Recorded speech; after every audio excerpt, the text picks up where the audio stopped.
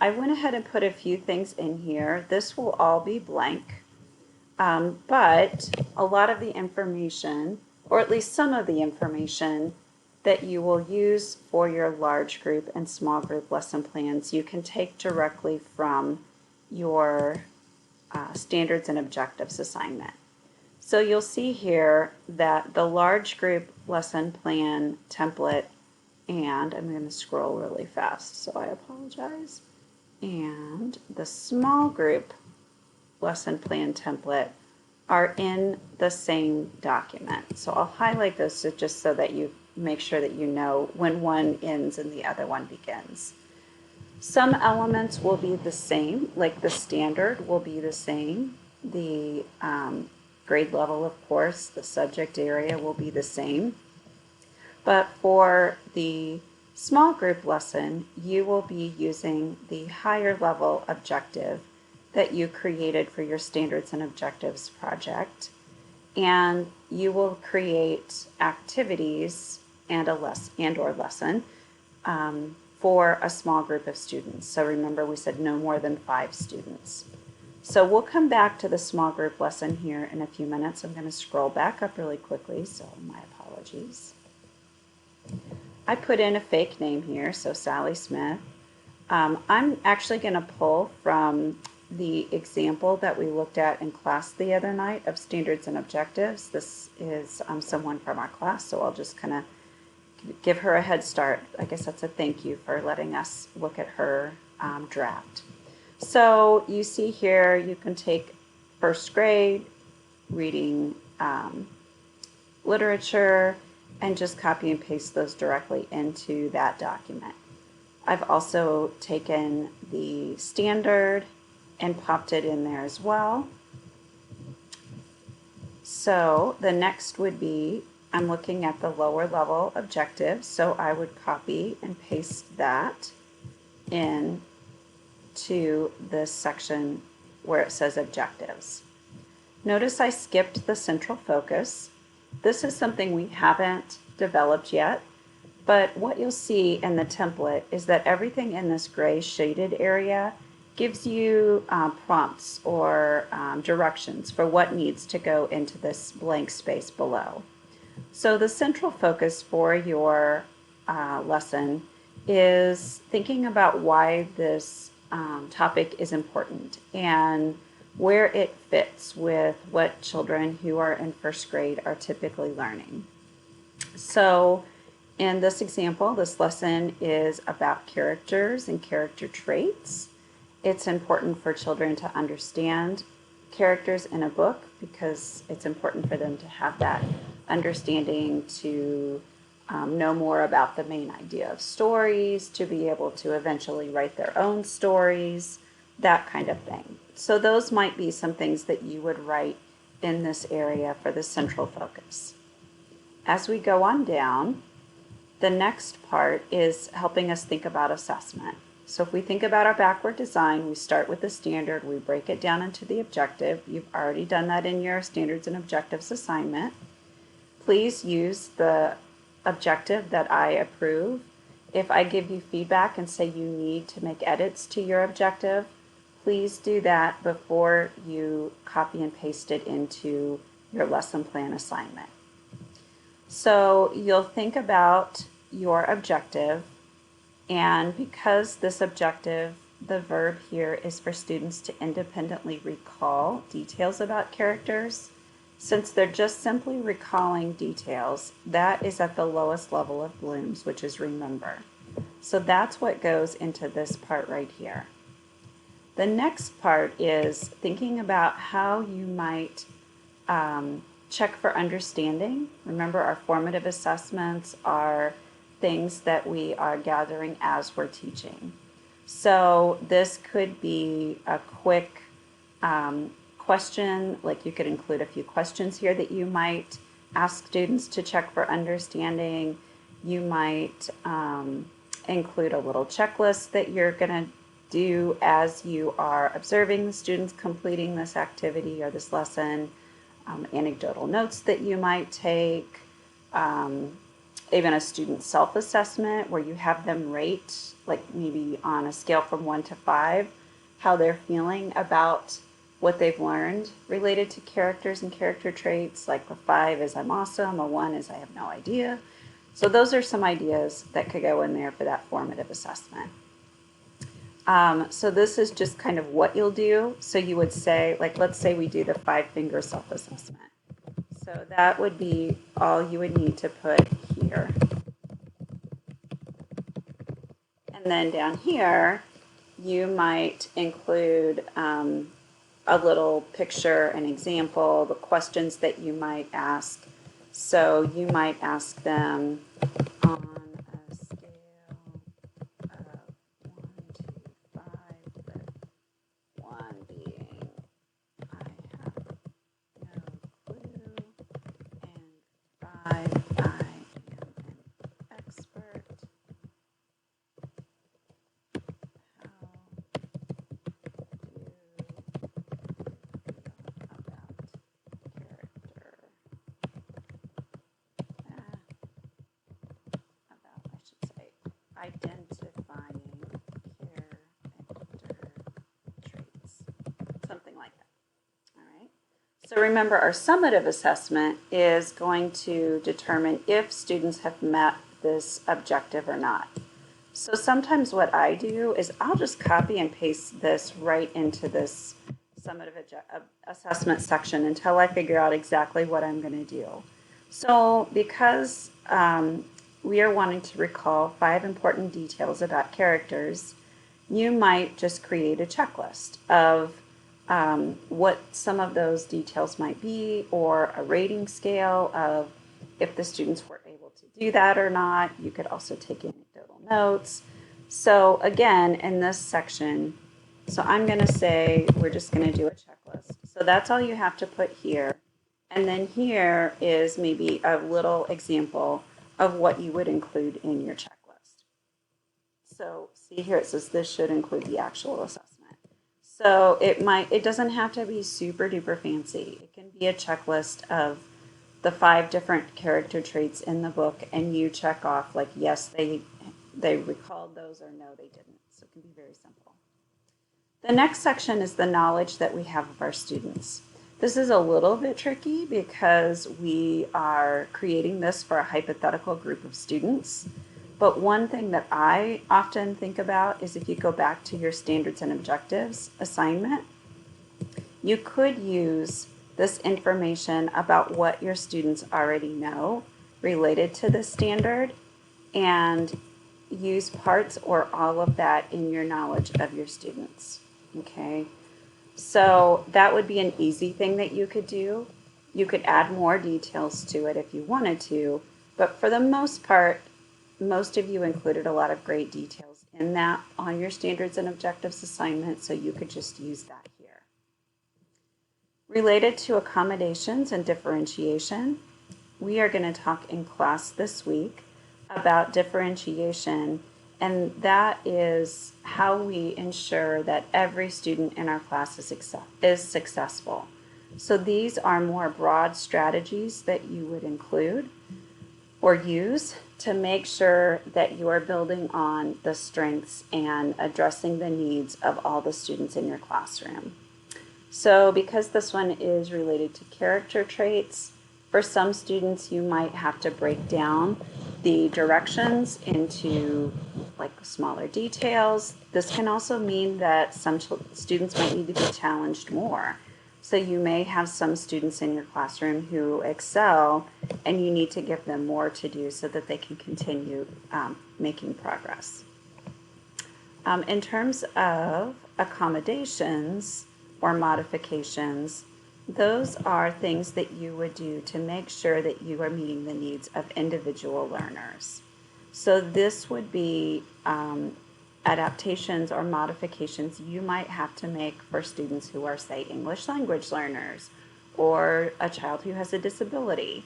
So, for example, if you have an English language learner in your class, you may need to translate materials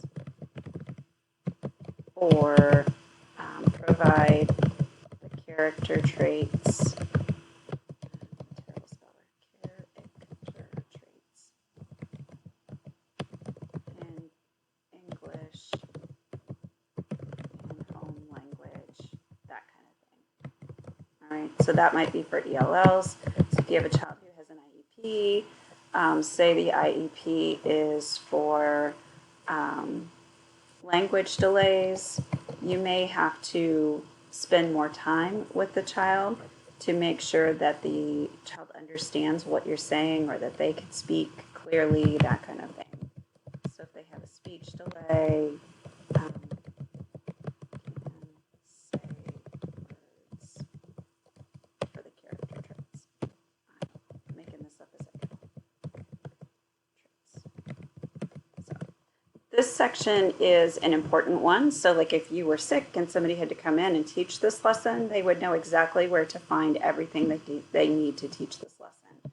So this might be the book that you're going to read. This might include any materials. So if you do any type of handouts or worksheets, it might mean, markers, colored pencils, I don't know, whatever it might be. You would say all those things, and then you would say on teacher desk or in file or whatever, wherever a person would find these materials. This also includes if there's any preparation that needs to be done for this activity. So if you, for example, were going to have the students sort out the different character traits, and like you had the traits written on cards and pictures of the characters from the book, you would need to have those things ready ahead of time so that children would have those and be able to do that together. All right, so this next part, part 4, is the actual part of your lesson that you would teach. So the introduction is the hook. How will you get students involved or interested in this topic? So this probably shouldn't take more than maybe 3 minutes. So this part up above is for you to estimate how long you think this will take. And so the hook might be something like a review of the topic from yesterday. You might want something a little more exciting, so you might show a little video clip of the story. You could read the story, although that would take more than 3 minutes. So thinking about those things that would hook the students' attention and get them interested. And then the link is how you're going to connect that intro where you've gotten students interested with the actual meat of your lesson.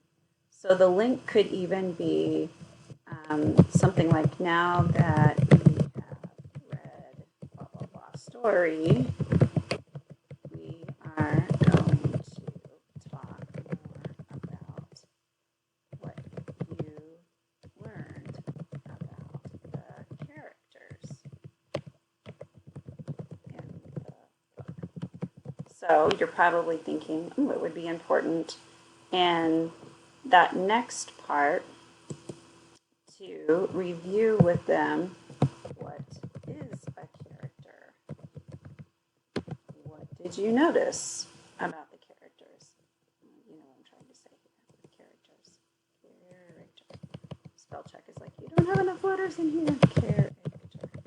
There's a character, that kind of thing. So that's activating prior knowledge and gives you a little bit of an understanding of where they're at, so that when you move into this next part where you're actually teaching them things, then you kind of know where you're going. So this is probably, the middle part is usually the longest part in your large group lesson. So I'm going to say 8 minutes for this. And for explicit instruction, you might create an anchor chart. You're going to probably include a lot more detail than what I'm doing here, but chart with the character, I'm just going to use that name, and traits written on the chart. So you're talking directly about each character, what traits they noticed about each character. Then with guided practice, maybe you allow or you ask to identify traits and talk about feelings related to traits. I'm making this up. And then maybe for the independent practice part, the students will identify their own feelings and talk about how that is related to traits of characters in the book. All right, we're rolling along here now. So those are the kind of big things that you're going to do. Now at the end, you want us to wrap up and think, okay, well, what did they actually learn? Did they remember anything? So this again is usually just like 2 or 3 minutes where you are doing this is where you'll do your summative assessment. So if you said you were going to do a checklist, you would observe the students. So maybe you're going to ask them some clarifying questions. You could have them do an exit slip. You could have them turn in papers that they completed, whatever that is. And really the idea here is it's an opportunity for you to be able to see, did the students meet the objective or not? Okay. So those are the main parts of your lesson. You always want to think about next steps. So here you might say tomorrow, today we learned about blah, blah, blah. That's in the wrap up. Tomorrow we will read another book and see what characters are like in that book. I don't know.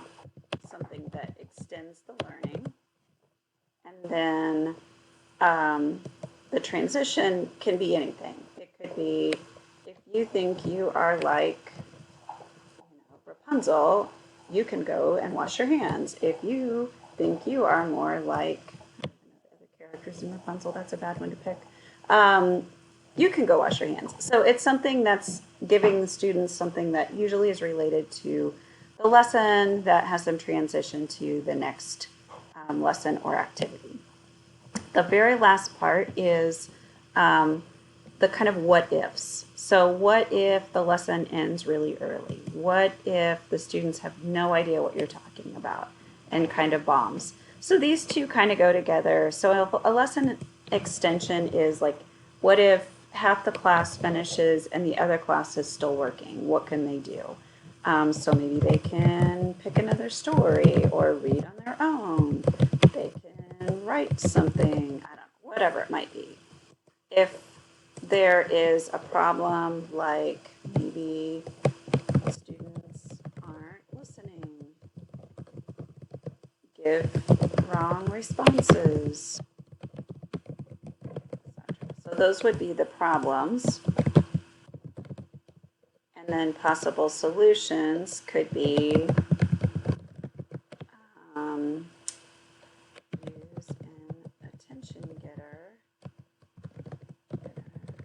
review directions, etc. Yeah, that kind of thing. All right, I'm talking way too much. So that kind of walks us through that large group lesson plan. The small group lesson plan is going to be really similar. But as you know, the small group lesson plan is going to focus on your higher level objective, all right? Same standard, so from your standards and objectives assignment, same standard, but thinking about that higher level skill that you're going to teach in a small group. So when we think about this part up here where it says, what will the other students be doing? Oh, I still have in here sub. This used to be part of an assignment where students had to create sub-plans. What will the other students be doing while this group is going on? Okay, well, I'm just going to say the teacher. All right. So this is like what type of small group? What are the other students doing? You can just say they'll be working independently at center time. They'll be completing another assignment. You don't have to create a whole nother lesson related to this part. Remember, for small groups, you can have longer time. So let's say this one is going to take 30 minutes. You want to make sure that whatever the time you anticipate that you're going to need aligns with the different parts of your plan. So when you have your estimated, so if you have the hook 10 minutes, the middle 15, and the end 5, that equals 30 minutes, right? Okay. So the actual steps in the lesson, the potential problems, what ifs, those are going to be developed much the same way as you did for your large group lesson. But remember, this is with a small group, so no more than 5 students. So you might be able to do more with, or different types of things with a small group than you could with a large group. All right. The other parts, I'm scrolling back up here. The central focus is sometimes the same as it is for the large group. It just depends on what you're doing in your lesson, but typically it's related to the same standard, so it can probably be the same. Remember, for your assessment outcome or levels of Bloom, this one's easy because we have analyze right here. So this is at the analyze level. Think about formative assessments you might want to use. It could be another self-assessment. It could be something different than what you have in your large group, but it needs to be focused on the content for and related to the objective for your small group lesson. Same with your summative assessment. Remember, like we did earlier, maybe just copy and paste this down here until you figure out, how would I analyze? Or how would I be able to tell if students can analyze the characters to determine which are friendly and unfriendly? Like maybe I have them complete a Venn diagram. Maybe I create a rubric to be able to tell if they're able to do that or not. All right. So if you say you're going to do a Venn diagram, you will create a Venn diagram with symbols. The Venn diagrams are the 3 circles. You can't do that very quickly, but you could draw that too and then submit it. But remember the 3 circles with the part that overlaps in the middle, that's a Venn diagram. Knowledge of your students can be the same. Make sure that the accommodations and differentiation are specific to the lesson. So it may be the same as what you had for your large group lesson, but will likely be slightly different because it needs to address thinking about what students need in those small groups. The resources, materials, and prep, that will be specific to this lesson as well. So lots of talking. Sorry, I did not mean to go on for 25 minutes, but hopefully this is helpful in thinking about what you need to include. You can use parts and pieces of your standards and objectives project for this. If you have a lot of great detail in your breakdown and or in your part at the end of your standards and objectives, you can most definitely take parts of this and build it into your large group and small group lesson plan. As always, if you have questions about anything, let me know. I'm happy to help however I can.